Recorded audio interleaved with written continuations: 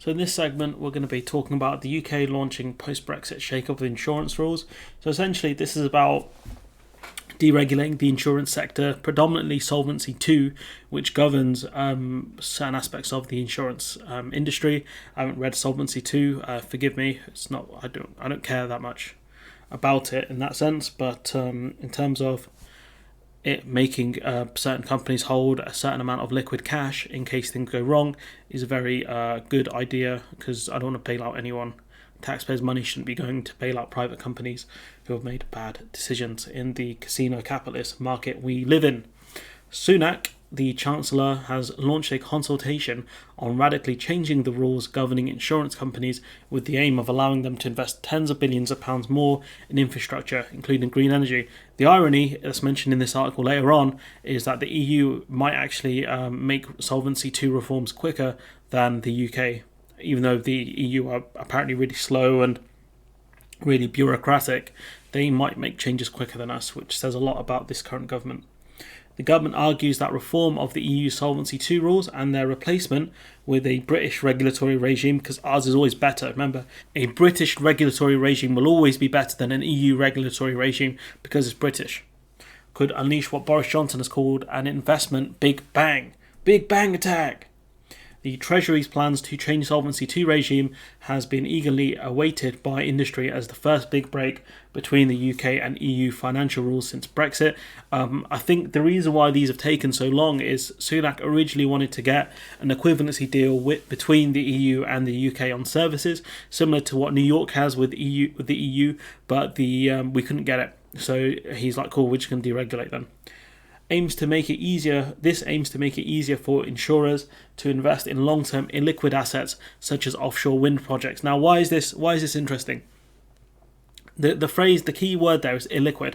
If the insurance companies invest in liquid assets and things go wrong, they could easily sell off those liquid assets and offshoot any costs or any payouts they have to do. Investing in illiquid assets means they won't be able to do that very easily or at all.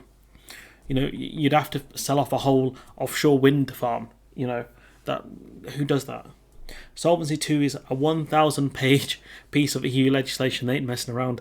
Has been seen as too burdensome by UK insurance companies, even though UK insurance companies have done pretty well so far.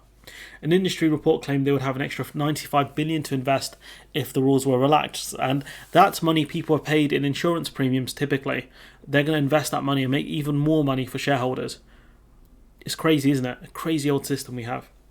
But the prospect of watering down, I suppose this will be pension liabilities as well, to be fair. But the prospect of watering down the regime has prompted warnings that it could create risks for insurance policyholders, which is true. If, for example, you have a pension and they invest that money badly, chances are it's not going to be good for your pension outcome. The first big proposed adjustment would mean easing solvency requirements by reducing the so-called risk margin. Again, there's going to be a lot of terms and a lot of other things. They're not necessarily the most important. An extra capital buffer that companies must hold 60 to 70% for life insurers. So for companies that deal mainly or partially in life insurance, they have to hold around 60 to 70% in capital. So I'm assuming that's just money in the bank they would have to hold in case they had to do a lot of payouts. So maybe over the pandemic, that would be one of the things they would have to do is unfortunately pay out a lot of life insurance claims. That would allow those companies to redeploy as much as 15% of their overall capital they currently have set aside, the government said, without giving details. So essentially, say for example, the company has to hold 60% in cash in the bank, right? Liquid assets, okay? So in the future, they might have to hold only 45%. So if anything does happen to the insurance company, whether that's from the life insurance or from other insurance things that they do, it could be bad if they can't pay them out, because if you can't pay out the insurance claims, what happens at that point? Does the government have to step in, or does it go to court? It's just bad overall. The second reform, what is known as the matching adjustment, which influences where insurers invest to allow more money to be deployed in long-term projects such as offshore wind. So I'm assuming the matching adjustment means like they can only invest in certain assets. For example, a certain percentage that they hold can only go on certain assets. The third reform is intended to cut reporting and other administrative burdens on companies, which I'm sure will be fine. Companies having to report less on things that they have invested in and, their risks, etc. I'm sure nothing bad will happen there. John Glenn, City Minister, said the reforms could unlock tens of £billions for long-term investments, but the issue is, and this article points out at one point, which is those investments aren't going to go back to policyholders who have paid in these insurance premiums. Those investments, the profits will go back to the shareholders. That's what will happen. John Glenn says, I'm confident that these reforms will help maintain and grow the insurance sector while ensuring both a very high standard of policyholder protection and the safety and soundness of the UK insurers, he said. But the issue is that this situation will make it far worse. They'll be less safe and less sound, in the language he would use. It's just ridiculous. You can't argue having less capital would make things more safe. The PRA, Prudential Regulation Authority, said that while the reforms would involve an increase in the risk of insurer failure compared to the current position, the capital requirements could be eased while continuing to ensure the UK regime provides an appropriate level of safety and soundness. But you can't have it both ways. You can't deregulate and then say things will be safe and sound. Not really.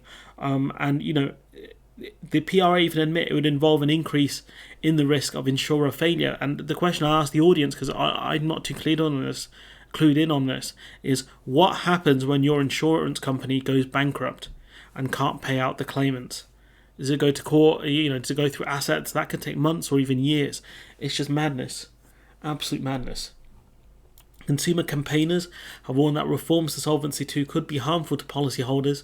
Mick McAteer, a former UK regulator, is now the co-director of Financial Inclusion Centre think tank, warned that the reform could weaken consumer protections while providing a windfall for shareholders. Because that's what will happen, is the shareholders will keep making money off these investments, right? Even more money than before. And then what will happen is when it's time to pay out, they won't have the money. That's what we've seen consistently. Because let's not forget here, the way that these insurance companies predominantly should be making money is through the insurance premiums they charge. They can make money through investments, etc. But at the end of the day, you're making money through these insurance premiums, which you are then investing in other things. Whether that's offshore energy or whatever. What happens when you can't pay out those premiums? Bad things. In September, Brussels unveiled its own proposals for changing Solvency II. So Brussels has proposals before even the UK had proposals, which is wild, which it said would deliver a short-term capital boost of up to 90 billion for European insurers and allow them to invest more in long-term investments, which is fine. But again, 90 billion euros is a lot of money, and again, the EU have exposed themselves to high risk as well. This triggered concerns in Whitehall that the EU was moving faster than the UK. Isn't that an ironic statement that the UK, who said, we can do Brexit to be more nimble, is actually being less nimble than the EU? We were less nimble than them when it came to putting sanctions on the Russians. We didn't have the resources the EU had or the desire to, because let's be honest here, there's a lot of people who receive a lot of dodgy money. But the simple fact is, we are far less nimble than the EU because the people we have in charge of this country are idiots. The Association of British Insurers, a trade body, warned last year of a risk that reforms could prove a Brexit penalty rather than a Brexit dividend if they came up short, which will be if the UK's deregulation isn't as deregulatory as the EU, but also slower than the EU. And let's not forget, for all of this talk about the EU and all these daunting rules and all this stuff, the UK would have played a key role in setting up the laws around Solvency II. Because these are rules that predominantly would affect us. The UK insurance industry is very large and very powerful. These are things which would have impacted the UK a lot, so we would have had a huge say over the Solvency II rules. So for them to suddenly say, they're too much, is like, why did you set them out like that in the first place then? It doesn't make sense. Life insurers, which are expected to benefit most from the changes to the rules, have promised to invest billions more in long-term UK assets if the reforms are implemented. So essentially what you've got here is the government are desperate for more investment on things like offshore energy, etc. So one of them has said to the other, the government has said to these insurance companies, or these insurance companies have said to the government, look, if you allow deregulation of the insurance sector, we're going to invest more in the stuff that you want. Or the government have said is, look, we want to deregulate your sector if you invest in what we want you to invest in. And they've both said okay. The other side has said okay, because that's what this is. Investing in things like offshore energy, these are long-term investments that will take time to make their money back. But these are short-term wins for the government, who will say, look, we got a new wind farm being set up here. That's what the government are trying to do. Life insurers use liability matching to make sure they do not run out of money to pay pensioners, which is important because could you imagine you work your whole life, you save up a small pension or even a medium pension, right? If you've got a good job or you're very prudent with your finances, and then your pension company, the insurance company, can't pay it out because they go bankrupt. What the hell happens then? I've got money in a pension. I have no idea what's going on with that because I left my job. It's wild. Under the EU Solvency II rules, they are penalised for using certain illiquid assets in matching adjustment portfolios because they are considered too risky. So the UK are changing the rules around the matching portfolios.